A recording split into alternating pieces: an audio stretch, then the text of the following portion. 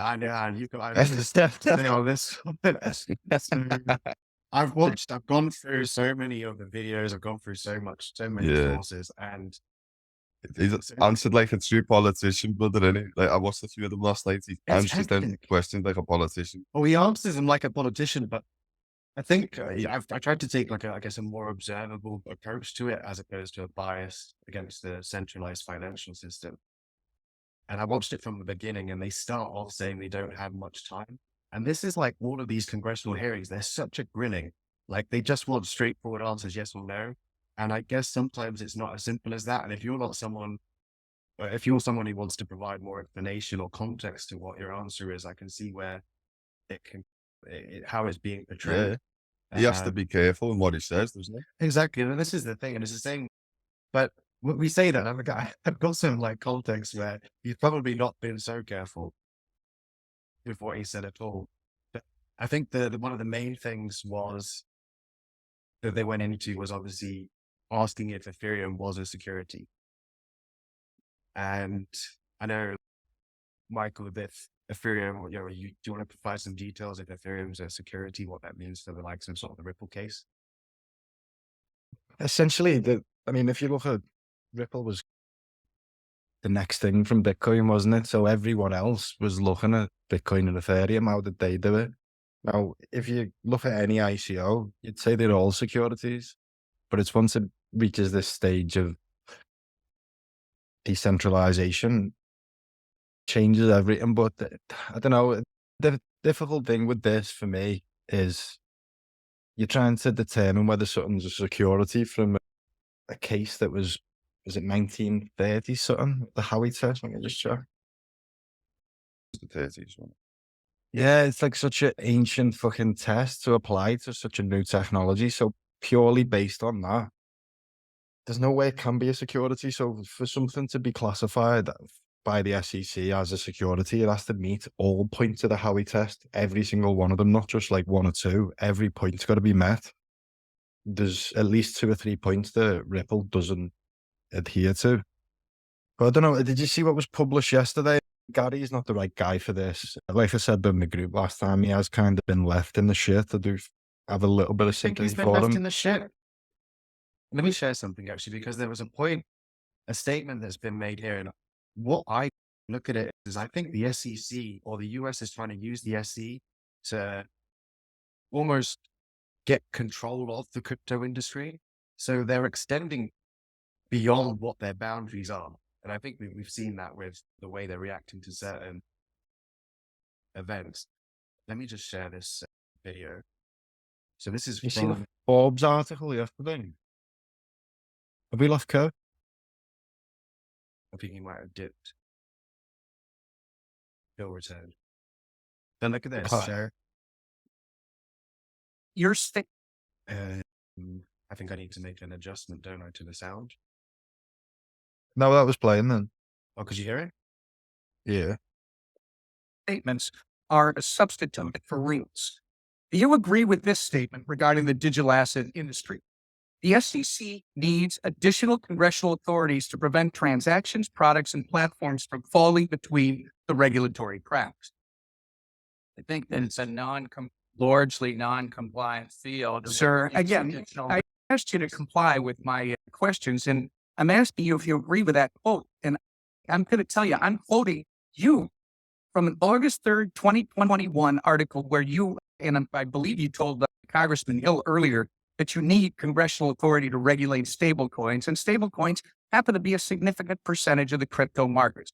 Now, that's an overreach. Like the fact that was a statement that they're looking for more power and they want Congress to support them in that, I don't see how a stablecoin is a security by any means. No, so that's the thing. It can't be. It's impossible as per the Howey test. And that's the thing. They've snookered themselves here because they've come out of a battle of a brand new technology where it's never going to be. There's no mention in the Howey test of digital assets. And with that alone, how could you classify a digital asset when there's no wording for that? Now, I see it going in Is that more not just an addendum to the commodities. existing test?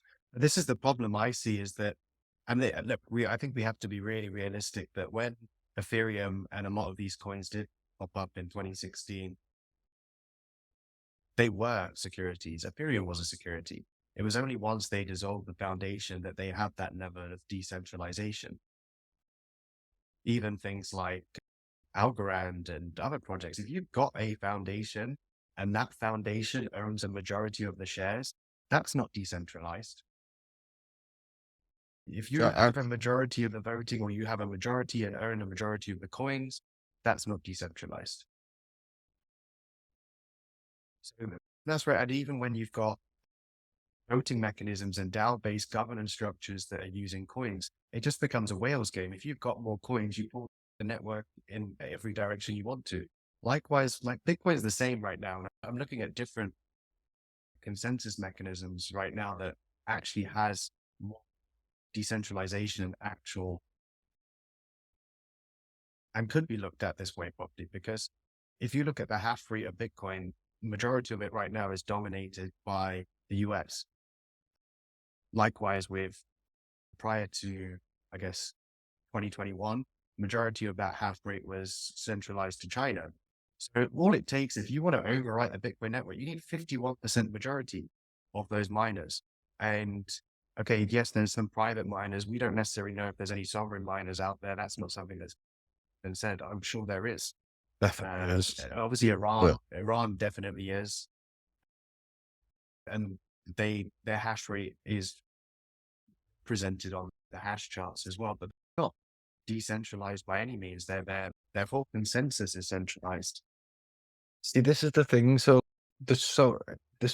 within the crypto industry, there's so many different companies that are targeting different things. Now, the way Ripple's set up and the fact that they own the majority share of them, at first I looked at that as a bad thing, but now I see it as a good thing. So if you look at Bitcoin, we've seen the past couple of days a massive dip because of this news of the 10-year-old wallet being activated. There's a lot of panic. Now, just imagine that on the scale of Satoshi's wallet being activated. It's basically a built-in kill switch. Now, I know I can hold my Ripple with confidence knowing, well, I can hold XRP with confidence knowing that Ripple aren't going to sell them off. They're not going to just automatically dump them coins. And the reason they're controlling them is because of the end goal. If they don't control the supply of XRP at this point, like for what they're intending to use it for bridge payments of cross borders, settling CBDCs across borders, then they need a supply. Now, everyone in the beginning, like, oh, don't invest in coins with high caps, high supplies. But if you look at mass adoption, if everyone in the world today was to buy, say, 2,000 XRP, it'd sell out in minutes. So there isn't actually as much as what seems to be. So the current price that XRP is at now, for it to function properly on that scale, it needs to be higher, at least a 4-digit number. So if you want to send 1 million, say, million CBDCs in dollar to 1 million CBDCs in pound, how much Ripple are you going to require to settle that transaction if it's only 35p or cents or whatever? So they control the price, they're manipulating the price. I'll put my hands up and I say that's obvious. Do I trust them? So the case is settled. Yeah, because when that case is settled, then they can push that price up, because one of the SEC's arguments is that every time positive news comes out, XRP moves like a security. Yeah, it does, but so does every other crypto. But then there's been times where it hasn't actually moved. And the FTC, aren't they in conflicting opinions over securities and commodities like that? That's what he was something like that. McHenry was talking about on that Gensler thing. One of he was saying that the FTC and the SEC don't agree at the minute. Yeah, there's a conflict of interest, isn't there? And they've all got their own money, haven't they? Yeah. And I don't know if you seen yesterday, it fucking makes me sick looking at it. Like Forbes published why Taylor Swift and Gary Gensler agree on crypto and why Congress pushed back. And it's like this article in Forbes, man, and it's ridiculous. And this is the thing. So if he's made his mind up. He is not open to any discussions or anything. Taylor Swift is making moves. Like She's got The bags, fact that mate. she's in the same sort of like SEO framework. Yeah, as fucking yeah. The fuck, mate. Thought Taylor shouldn't Swift be in to the same fucking Gary sentence. Gensler. I'm like, I've seen articles, I think it was on like CoinDesk or something like how to invest like Taylor Swift. Wasn't she the person that Fuck that. was? No, like she's done right. But wasn't she the person who was offered? It was either her or Katie Not Yeah, her, Perry though. was offered. She'll have a team. She'll have advisors around them. Yeah, she tried, Not she making financial sidestepped the moves. FTX and like a lot of the, I think LeBron's gone down, a few others, even BitBoy, he's got the FBI on him now for failing to turn up for a hearing. But Taylor Swift's team or her questioned if they were selling unregulated securities or unregistered securities. And because of this now, she's just become like a finance whiz. She's better than Kramer. So it says that's the million ether question even Taylor Swift wanted to know. What the fuck? What, is this even news anymore? What's going on here? But this is a Like, move. Like just this not all seems to the be a clicks. big move by, like we saw it with Kim Kardashian setting up a private equity fund with, I think it was one of the ex-members of Carlyle Group. Like from that perspective, maybe she's trying to make a similar move. I think, like I said before, Kim Kardashian's move into that was genius because any business that PE then enters and takes on as a portfolio company, she has her distribution built into herself. So she can pump any project, any company onto that. So I think from that perspective, it's huge. And maybe that's what they're looking at doing here with Taylor. Like obviously, this is hypothetical, but I might start following her stock picks. I'd say edit that out, grow it. Not all up to that. Taking signals off Taylor. I'm taking signals of Taylor Swift. It's not financial advice.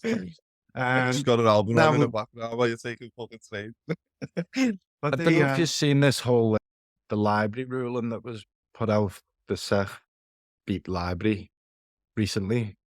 And everyone was like, big one, wasn't it? Yeah.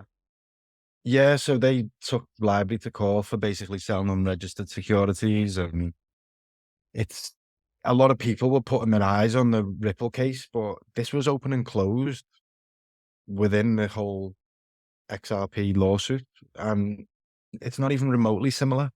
And if you look at their company compared to what Ripple is, like I've mentioned before, like I see these as the most squeaky clean, polished crypto company out there. They've built it from the ground up with the banks in mind. They've got all the ISO regulations and everything ready to go. Teams of lawyers, members of government.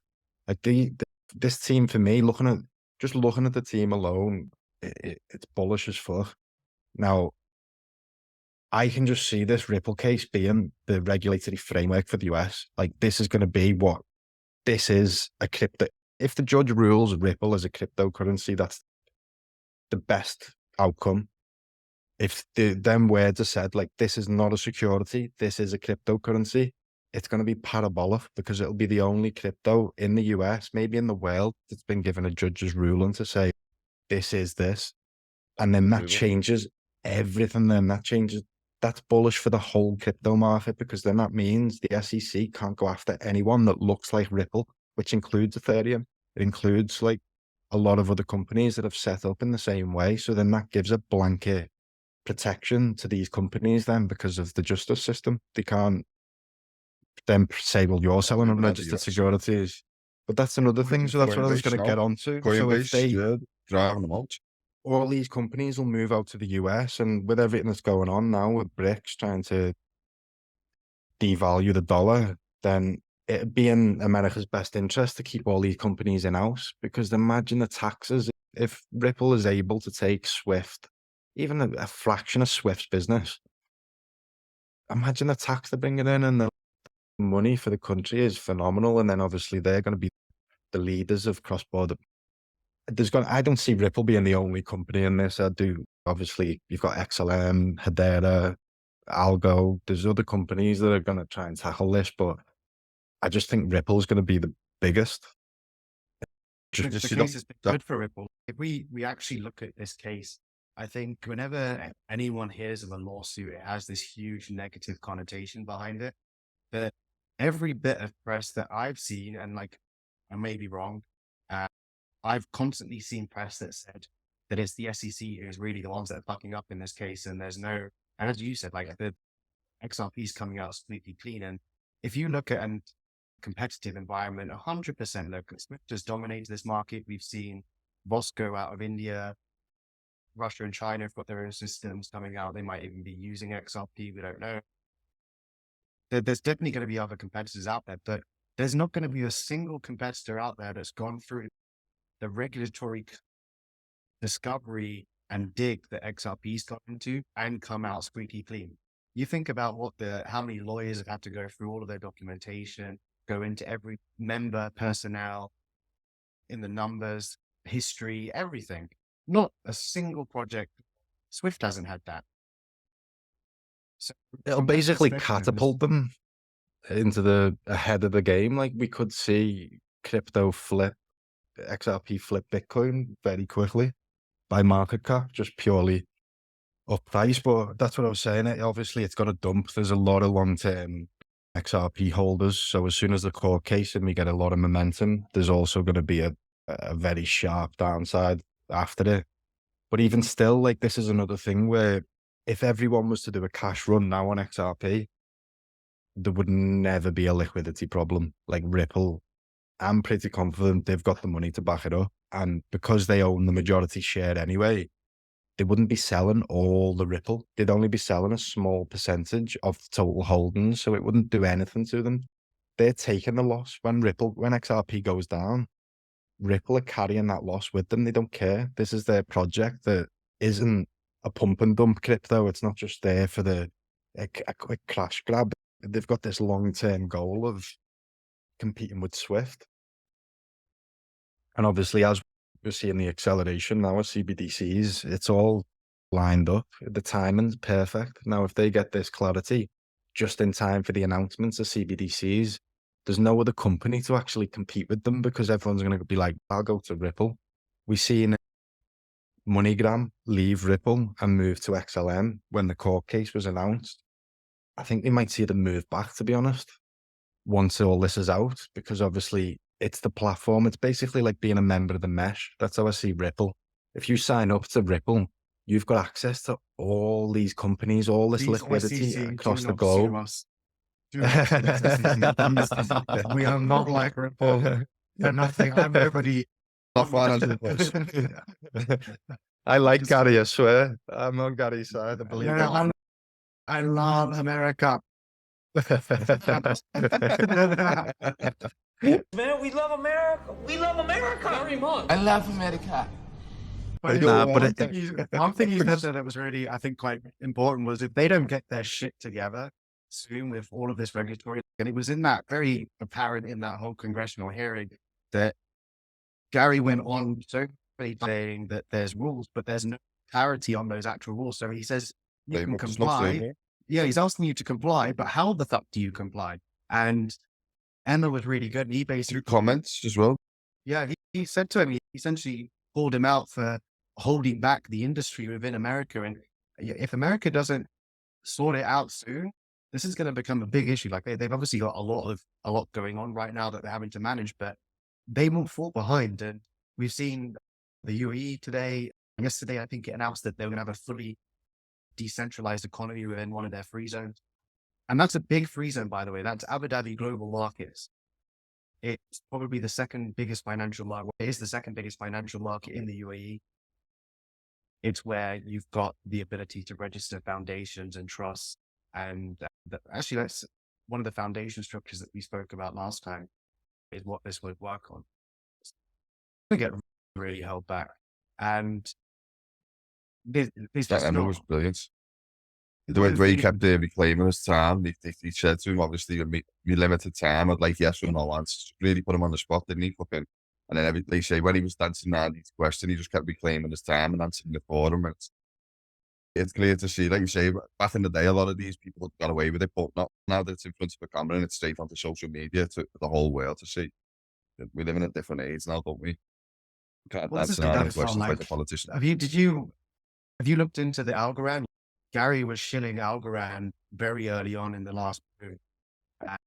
Trips at that. Oh, that's awful. He was funny selling it, and like I think I had a video here somewhere as well. Here it is. Governance is tough. You could create or lift on top of a blockchain technology today. Maybe in 5 years you could. It would have the performance. Sylvia Vitale's Algorand, who's a Turing Award winner at MIT that I work with. Sylvia's got a great technology that has does he? performance Yeah. to create government. So he works with him. Have they got clarity? Have they? Do they know something that we don't? Like, what the Yeah. fuck? So he works It's like a with TED him. talk, isn't it? Silvio is, you can't dispute Silvio's intelligence. He created zero knowledge proofs, and that's the ability to effectively for two people to validate a transaction without knowing what that transaction is and what it carries, the information of it.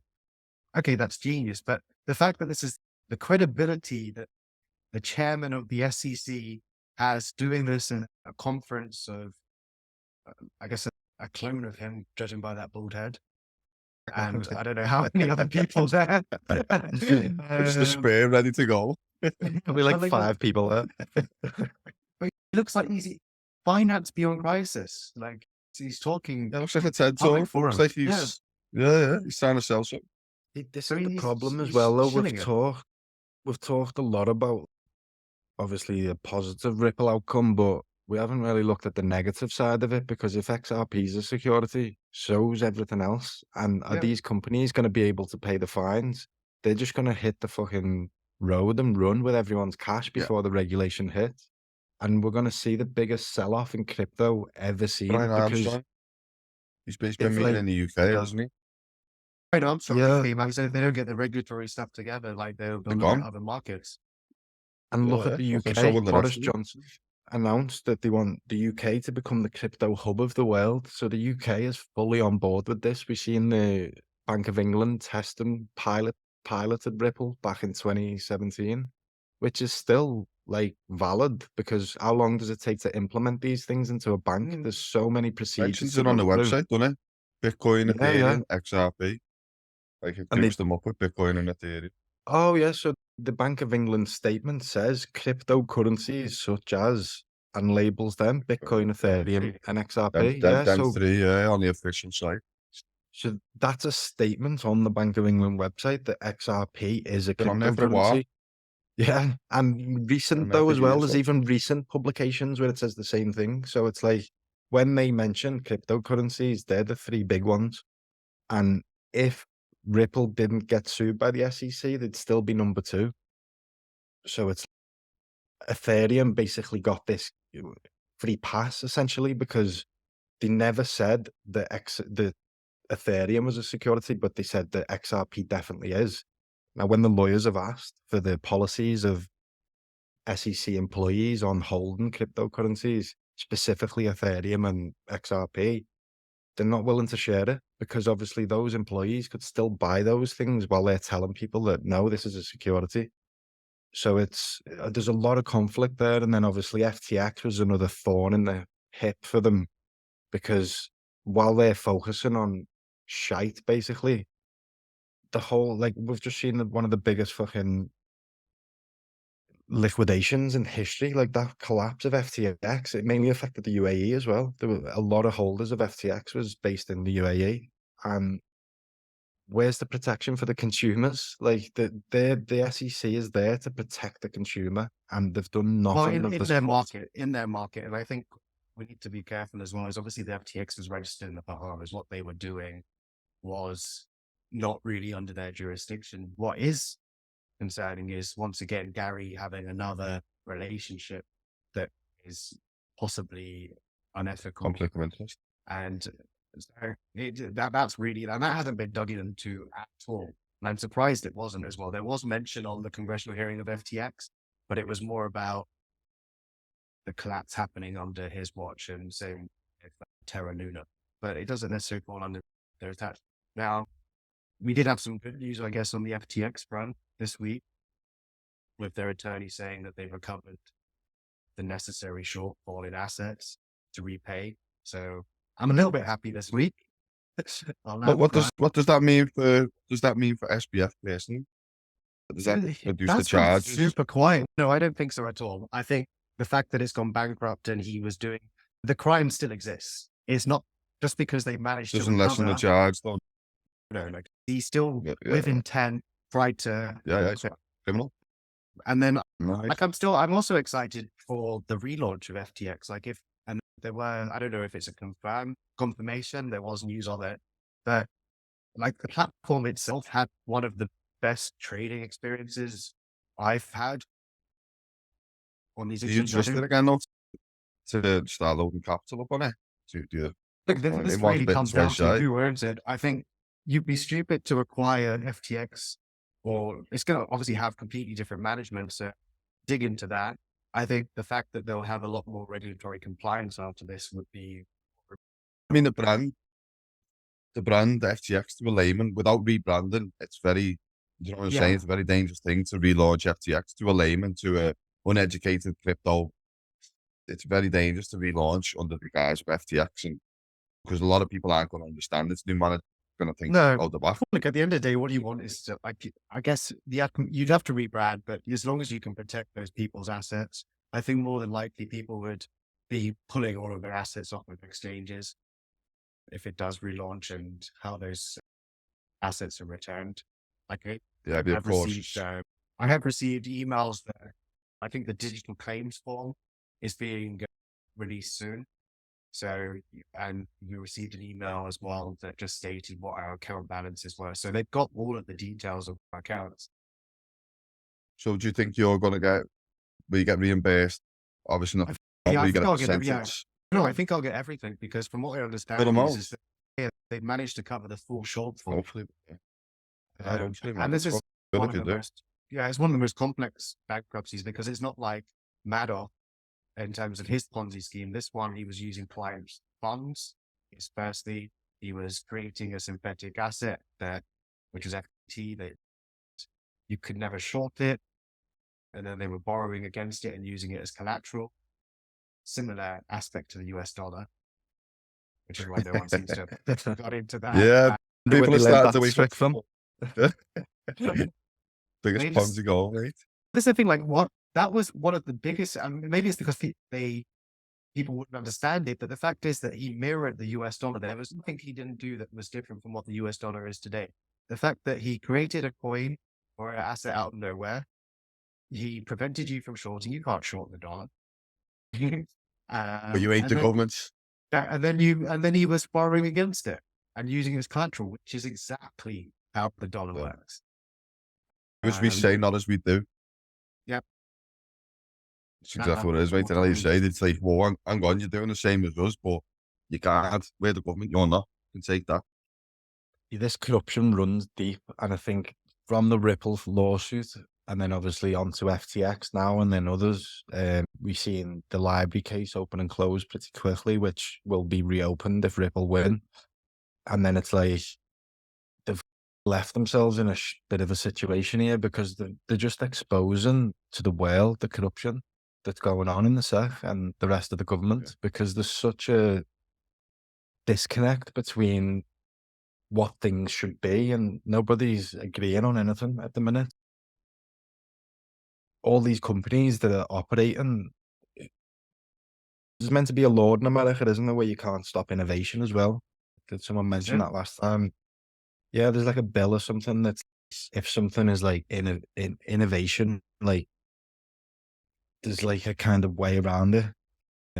But like you said, like with the Ripple, we're constantly having meetings with the SEC, asking for clarity, asking what they need to be doing to make sure that they're doing things right. And they were never Need a told. framework. And years later, they then take them to court. And I'm like, hang on, we've been asking you, and now you're telling us. That's not how it works. And that's where the fair notice, I think, holds a lot of weight.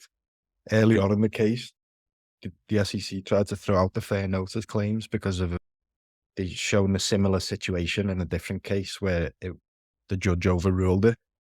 But this time, the judge was like, no, that's on the table still. So obviously, in the end, this could end in a draw. It could be the SEC, you just need to fuck off and go and get your shit together, and Ripple just carry on, which wouldn't be great for Ripple either, but it wouldn't also be bad. That's a win for Ripple, though. That's a win for Ripple, It's bro. not really, because this is the thing. So the To SEC take have on the offered to SEC, to settle. take on the SEC and settle at a draw, bro. That's a win. That's a win in the eyes of the public. Everyone can see SEC that's have a win, offered bro. Ripple a settlement, and Ripple refused it because they said the only thing, they don't care about anything else. The only thing that needs to be in that settlement is to state that XRP is not a security, and the SEC wouldn't budge on it. So they were like, "We're not settling." And he said himself, they're just not going to settle at this point. There's no way. The only way is if the SEC give clarity over the judge and say it's a crypto and not a security, and they're just not willing to do that. It's went on so long. They've spent so much of the taxpayers' money arguing the opposite. If Gary Gensler gets removed, though, and we see, obviously, if we've got any front runners to replace him, do we see someone more crypto-friendly being put in charge on this court case getting put to bed? Bro, like, who's Gary Gensler's replacement? That's what I want to know. That's the interesting thing is, was it this week where there was several Republicans that were issuing a bill that would allow Yeah. for the removal of Gary? Yeah, they do want him on. I'm not That's surprised. interesting. Good, because I don't understand fully the political framework of America, but it's fucking complicated, and it's essentially come down to too many cooks in the kitchen. There's like, The idea is like, America's always been that place where, capitalism, you could go there with nothing and you can make it as, you become this multi-millionaire if you had a good idea and a work ethic and stuff like that. And this day and age, it's becoming a harder place to do that. It's becoming less and less likely that you can go there and set up, and that's like the American dream, innit? You know what I mean? It's very dangerous to let that go, because obviously that's what makes America great. That's what keeps America as a superpower, is obviously the general population in America believing in the American dream, believing that America is the best country in the world. But that's slowly going, and like I say, we're seeing the corruption within the SEC, and we're seeing that exposed, and a lot of people are waking up to it now. yeah, I mean, it's a shame that obviously the retail investors in the US, they haven't really got much power, which is a shame because their voices aren't being heard in this. It's like the SEC versus Ripple, and I think that there is a class action, but it's one of them things. It seems like they don't care about the retail investors in this situation. That's how I see it, and obviously that's what the SEC is supposed to be there. That was the other can.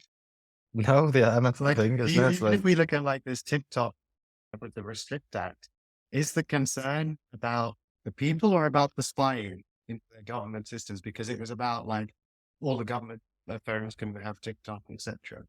And I don't think there's ever been a concern for people. Obviously, that's how these bills are sold. But is there ever? Never. We're not in their best interest, mate. It's all about personal gain. Like you say, they've all got their own personal agenda, haven't they?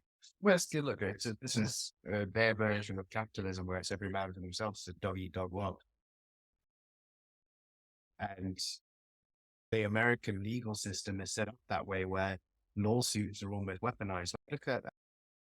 Actually, I think I might have a tab open for this. Musk threatening to sue Microsoft over using with the data, yeah, seeing that. Yeah, to train ChatGPT. I mean, this is what they do, but there's certain. Why would he set this up? Obviously, there was the letter that went out, the letter from, I think it was him and Peter Thiel, to put a pause on AI development. That's firstly one thing. So if it's approved, then likely, then ChatGPT has to be paused as well.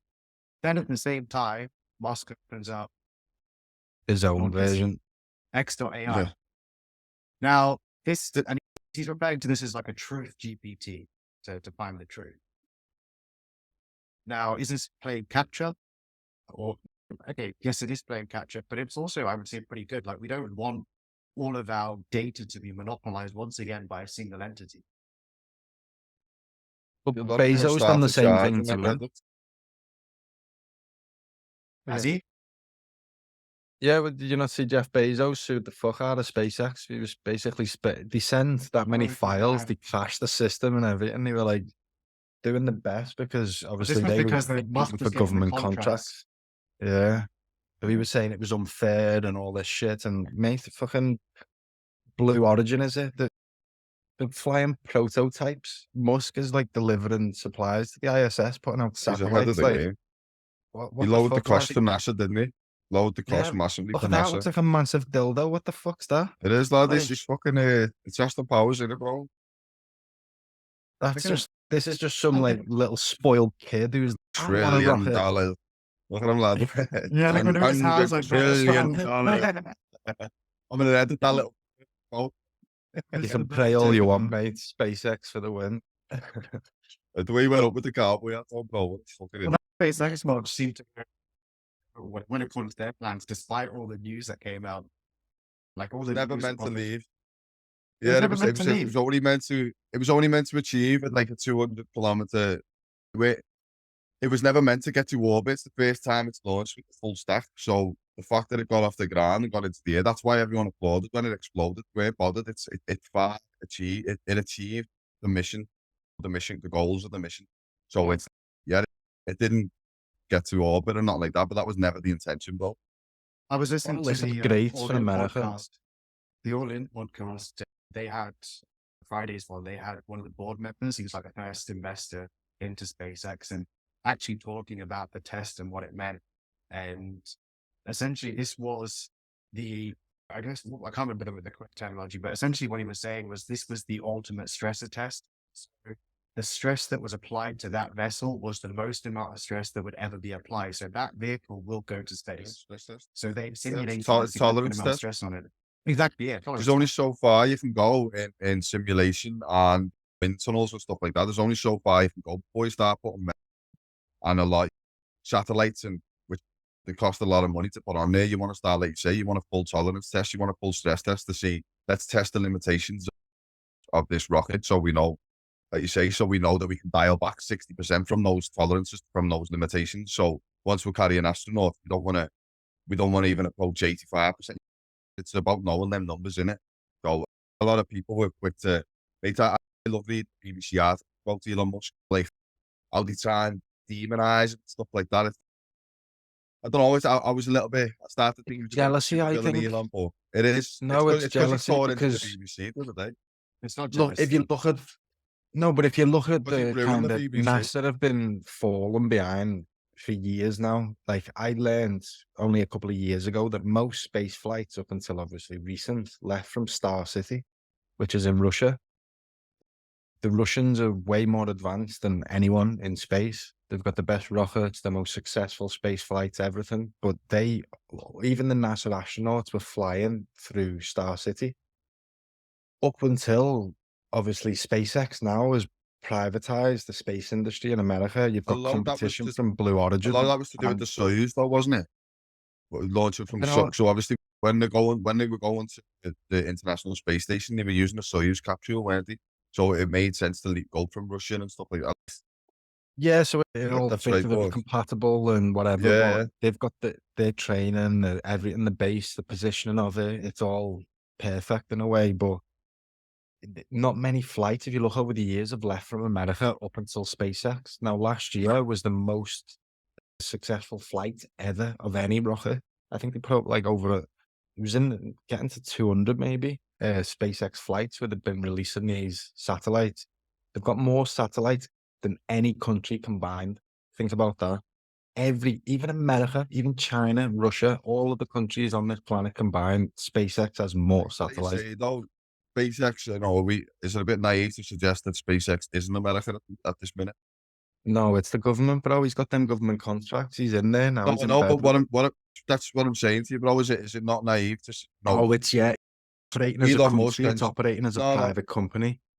When is they're doing operating as a these like private company, secretive yeah, missions. it's just the special forces who have the fucking space industry in it. You can use Elon Musk and, like you say, it's deniability if anything ever comes out. Fucking Yeah, but Elon Musk it and wasn't us, SpaceX it was is basically SpaceX. the USA. Yeah, it's basically the US. It's the arm of Limited the USA. liability. Yeah. Yeah. And that's how I see it. Because obviously they can weaponize it. That's the next race, is the weaponized space. The gravity. Is the Trusted News Initiative. And I think if you just evaluate all of these companies, these news outlets here, and how they maintain exactly the same narrative across it. And a lot of this has just really come from the attacks, I would say, against the BBC, from at least the last. Do you have a disinformation fucking team and all that at the BBC now? This was it. This is it. The Trusted News Initiative. It was formed by. Oh, is this what it's called? Okay, sorry. And it has all of these big news agencies at the US, like CNN and everything. But you can see the commonality between all of these outlets that were like All Twitter's agenda. Twitter's not included anymore. They all had exactly the same narrative. Microsoft have dropped Twitter. Did you read that one? Microsoft have dropped Twitter from the social thing. So I think that was Yeah, another point why it's this another point why these lawsuits and you can't really dig into them. Is that really the reason for it? Yeah, it's strange, you know what I mean? Just I'm more Microsoft towards just Twitter now. drops it from its ad platform. And I think this is a feud that goes back with Musk posted that pregnant Gates emoji. Yeah. Proper petty, isn't it? See, you're just watching like these billionaire kids. Yeah, man. Brilliant, that. Yeah, and he spotted dummy out there and fucking trying to make it. Trying to make, just went after it. This might be on Drop our it from video, our just ad. the, I'll put this on our video. It's not there to go. Thumbnail. But it's just, I think these lawsuits, they need to be dug in properly. There's multiple reasons for this, and I think this is just how rich people take out their tantrums. Yeah, it's back and forth, isn't it? It's just trying to give bad publicity, trying to give bad press. And like you say, why is Microsoft dropped Twitter from its ad platform? Or I'd stay away. Do you know what like it is? On a corporate level, it is, isn't it? If Microsoft have dropped you, we don't want to deal with you. It's like we deal with Microsoft. On a corporate level, it's a damning thing, isn't it? Exactly. It's a very damning thing. And, but this is, Twitter's set up now. And I think the argument that the media outlets are using is they're still trying to think of Twitter as the same platform it was. And that was the agenda behind the acquisition. He's now gone ahead and he's formalized the trade license name changes now to X.com, which is, I didn't realize he's had this domain since the .com era. It's one of the first domains. And he's really now shaping up this everything app. And I think when you start looking at the partnerships that he's looking at with eToro to build stock trading into where these are the steps he's doing. So Twitter's just a function. Like you said, when he acquired it, it was ready to go, wasn't it? It was ready to go bankrupt and all that. He reckons like it was on its ass basically when he acquired it. So he is making moves. Like he's not just kept the same, has he? So he removed everyone, blue verification, Lewis Hamilton and all that. He moved all the blue verification ticks, and it's like, why have one rule for one and one for the other? It's like, if you want to keep that blue verification, you need to pay for it like everybody else. And I think all that side of thing is really good. It's like it's more power to the little man sort of thing. But I don't know. I honestly think that Musk has his own agenda. It's all to drive at the bigger agenda, like you say, in X.com. He's not doing it to give free speech back to the people. I don't think. I think it's just I think like a free speech it's a is philanthropist. a part of the platform, but it definitely has I guess more of a philanthropic angle to it. Yeah, I agree with you there. Yeah, look at the Rockefellers, mate. He used to go around. Obviously, his PA said, didn't he? You'd have to get them on side. So he used to go every single rally he'd go to. He'd hand out, I think it was a dime or a quarter. He'd hand out a dime or a quarter to every single person he met, and it was like this philanthropist. Same with what Bill Gates is doing now with the needle. He's donating all this money, but he's not donating and giving money away. He's buying himself into them sectors, isn't he? Do you know what I mean? He's like, I'll give you 100 million, but I want to have some say of how that gets spent. And I don't know. I think Musk's going down that same route. He's getting a lot of following, a lot of support under the guise of free speech. And what he's doing with Twitter is going along with that free speech, and it is the place at the minute now for social media. Twitter is the place to be for the free speech in that. But I honestly think it's just this narrative that he's driving to solidify X.com or whatever. I don't know. I'm very Well, skeptical. it's calling the AI, I think X.ai, and then you've got X.com as the platform as well. He had a hand in OpenAI, didn't he? Obviously, when it was open source, the intention was not to monetize it, not to go private, and have it as open source, obviously for the benefit of the human race. But once again, mate, that's not going to happen, is it? But once the population's seen the power of it and these big corporations seen the power of it, we can't let that get out. We need to, a lot of money to be made, and that makes a whole new industry popping up in there. Well, exactly. And I think it's good for the market, especially if we look at the macro plays right now. If we really want to come out stronger out of a recession, and we've touched on this on previous calls as well, where you want to, like when you have a recession, your GDP falls. So AI is one of those tools that could be used to essentially increase the production per individual, per person.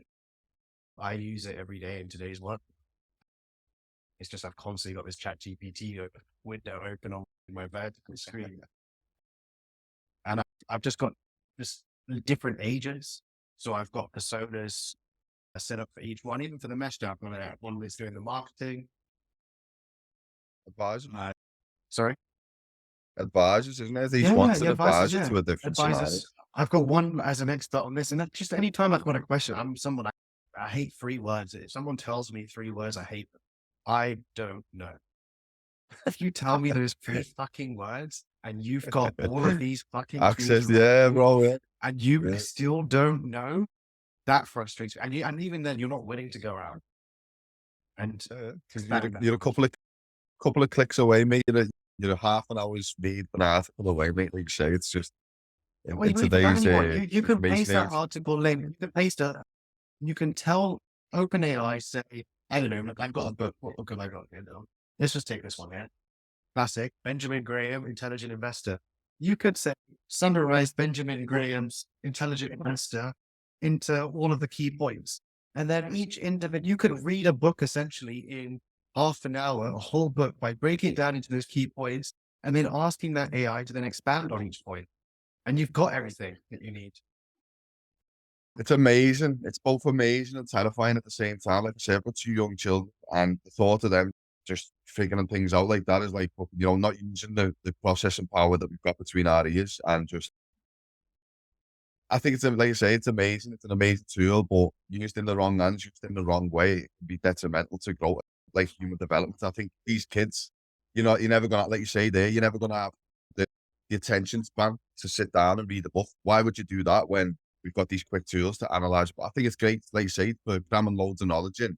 But I don't know, it's different, bro. It's different, and it's very different in it. It's like to raise kids on this AI and that, but that's the way we're going, in it. That's Have you 100% the way decided we're to going. introduce this to your daughter yet? But she's only 4, so let's say, mate, get on it. That's necessary. candlesticks away with that now. It's colourful image. It's got the purple and the grey candlestick. She likes looking at that, like, but I don't know. I think, because she asked me some questions, bro. She asked me a question, and it'll be, why is this? I'll say, this is why. And she said, yeah, but why is this? She said something the other day about why is it? Oh, why can't I go out? And saying, Barbara, it's dark now. We can't go on the swings. It's nighttime. It's dark. She said, why is it nighttime? I said, well, the sun's turned away. The earth's turned away from the sun, love. And she said, why is that? I said, well, the magnetic core. And the thing, like, we got into this there, bro. You can super deep into philosophy. Super deep, yeah. Like, it's just way out past my knowledge, mate. And it's like a 4-year-old can do that. He can just have series of white. Let me get ChatGPT on this. Yeah, let me get me advice on it. And what prompt do you put into that? You are expert on everything and answering the questions of a child. This boy is old and asks why to everything. I will answer the questions and you will give me answers. The thing is, though, mate, is like, when is text to speech available with AI? It's already like, even if we already started to build it in there now, there's no reason why it's not. As soon as you plug in this AI, it's just about vocalizing text. See, then my 4-year-old literally can ask GPT a question.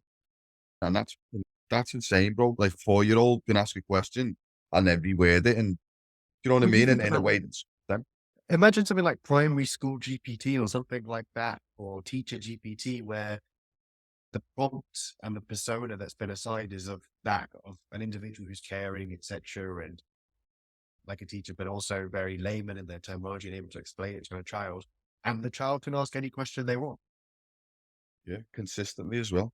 Yeah. Say it's consistently gonna stick to those parameters. Like you say, a teacher can have an off day, a teacher can have a, you know what I mean? It's like that AI is gonna stick to those parameters that you set consistently. And it's such a mad tool, but we are at such and it's such an infancy, it's such an early stage. Like you see this in 10, 20, 50 years, it's moving gonna be quick, though. unrecognizable. This is the problem which I see though, is that the speed at which things are moving. And Exponential. now when you bring in stuff like Auto GPT, where you built tuition into the GPT, so you set it the goal and it will issue its own prompts until it reaches that goal. That's dangerous. That accelerates the level. It's good for your database and efficiency, but it's dangerous from the perspective of it can get out of hand. Like you set a goal of world domination or sourcing nuclear codes, and it will do whatever. It might start learning how to hack into things. And you mentioned Chaos GPT last time. This is where I get really concerned. And I think Elon's right to put a delay on the whole industry. And have people look at it properly. What we don't want right now is for essentially what happened in the crypto space, where just have altcoins popping up everywhere. And granted, most of the AIs that I'm seeing like that, there's a new AI bot every other day to do something. Whether it be that someone's created, launched it, and then they're creating these front ends to them. So it's moving at the same pace and growth. And you look at how many people that started using ChatGPT 3.5. They had 100 million people using it in the first few days, where it took other big tech platforms like Facebook, etc., years to reach those kinds of numbers. So the level of innovation that's now going to take place is just going to be, I don't think we can project it right now. Because before we had laws that we developed with like chips like Moore's Law, where effectively processing speed was doubling every 2.5 years. But now that's broken. It's endless, but boundless. We move into things like quantum processing and quantum chips, where things happen in an instant. You make a really good point there of obviously the same thing with the altcoins. And we see in an unregulated environment, we get a lot of shit coins, we get a lot of Ponzi's, a lot of scammers basically. And it's a very interesting point you raise of like, are we going to see regulation in the AI within? That's something we definitely need. Like you say, we've got people out there trying to create chaos, which in the digital age where a lot of infrastructure relies on PCBs and electrical components and stuff like that, we are in an EMP could wipe out the city and put us back to the dark ages. So we're in the same realm of if you grant AI, auto AI, and you got these chaos, we are in the realm of it could go really bad, really fast in a bad way. Like you say, it's akin to an EMP to a city, isn't it? If it shuts down the electric grid. Now, who takes responsibility of that is another thing. It can't be a single country. And it's the same thing with crypto. Like you've got individual countries trying to regulate something that's decentralized and knows no bounds. And likewise with AI, you can't regulate technology that is accessible through the internet. It doesn't work. Yeah, what country takes that fucking rights?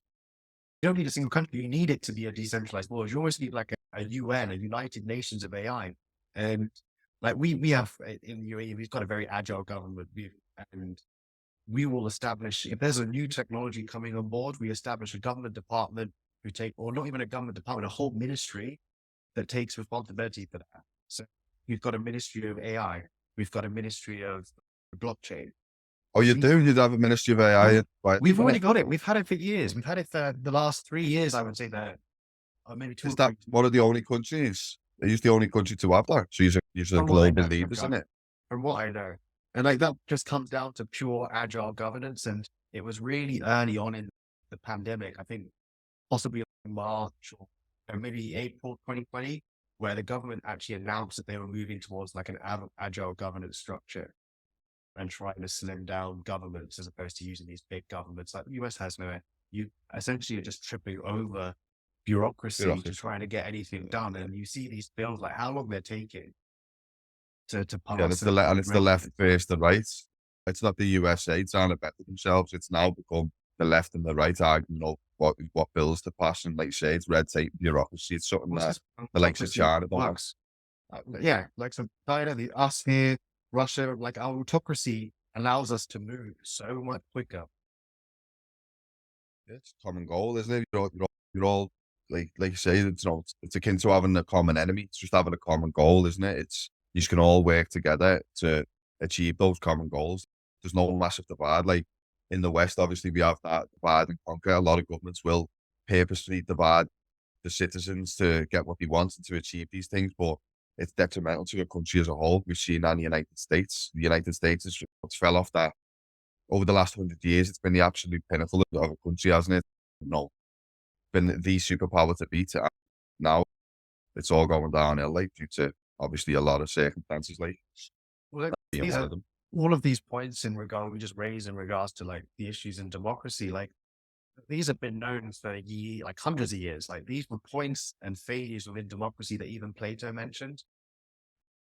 And I think even when I'm not sure if you read in the initial draft white paper of the mesh, the governance structure that I proposed there fixes Yeah, everything. read a lot, mate. It's fucking brilliant white paper. Should There- be there's- exciting to read. Yeah, like I've actually, what I've done there is on the currency side of things, and we'll probably have to do a call on this specifically, but in terms of governance structure and in terms of the currency as well, I don't know if you've got to that part yet, but what I've raised in regards to Bitcoin's hash rate and that being centralized to a country. You want something where you have equal hashings to each individual. And even from the voting mechanism, you don't want to have these coin-based voting system. That was stupid to begin with because it was just a whales game. So you have the NFTs, which individual one vote. You have the idea of liquid democracy, being able to delegate your votes to someone who you perceive as being more informed, or you don't have the time, for example, someone you trust, and you can That liquid democracy. Yeah, I thought that was a genius concept. Really, you say everybody has a vote, but like you say, some topics, like you say, a poll may not be understood by everyone, or like you say, you can have someone that you can delegate that vote to, who you've got a lot of confidence in that industry, and say, mate, that's more than a vote cast in the dark, isn't it? Just for yes or no. It's just right. Okay, well, I can therefore delegate my vote to someone I've got confidence in, being a lot more knowledgeable in that field, and it's a brilliant concept in itself. Yeah, like at the end of the day, like we're not looking to execute based on just votes. Like the votes is what provides a consensus of the population. You take that information and you now understand what it is that you as your government structure need to deliver on. Is there an issue that sits within there? And that when you've got these issues where you've got split votes, a split vote is a problem in your proposal issuance. Like you haven't addressed it properly. So you bring in that feedback loop, you reiterate, you learn in the best interests, and you apply in the best interests of the people. Educate while you're taking the poll. Exactly. There's a lot of the laymen not educated. The financial system. And that's where the liquid democracy comes in to reinforce that. Like I'm really excited. I think seeing it on paper now, Yeah. I think the whole structure of this governance structure. I don't want to say structure anymore in a sentence. I spent probably 5 years developing this one, and it stems from all of the work I've done.